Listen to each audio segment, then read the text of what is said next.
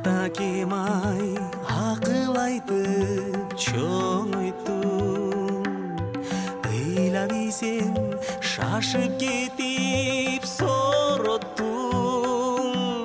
Эми сизге ак тилегим билгизем атакем. Ой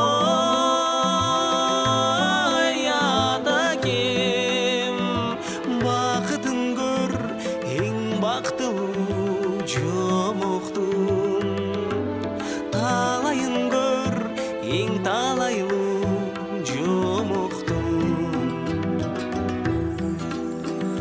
Кудай колдоп аткарылсын оюңуз, кааларыбыз дагы көпкө толуңуз.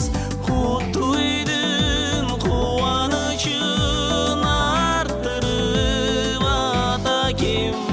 Ой атакем, эл ичинде эсен аман болуңуз, калк ичинде кадыр барктуу болуңуз.